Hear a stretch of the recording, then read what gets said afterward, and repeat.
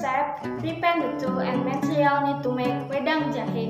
The tool like a knife, spoon, stove, and glass, and material like a ginger, brown sugar, and hot water.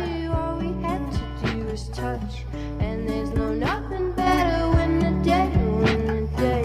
I've been reaching After all the tools and ingredients are ready, pack the ginger on the stove for about 2 minutes. the way.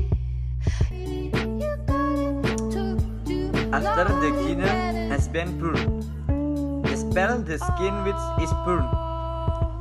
After peeling it, they cut it into bits or cast it. so long to bear, and we've been waiting for it. And then chop the brown sugar according to their taste.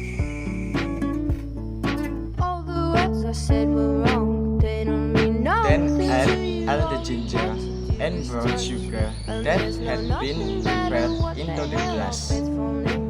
Think of waiting for you, wasting final time. It's all by your side.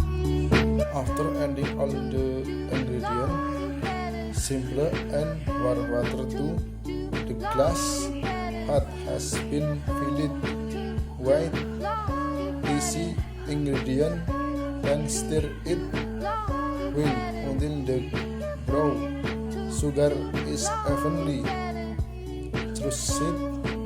Then serve it while it's warm.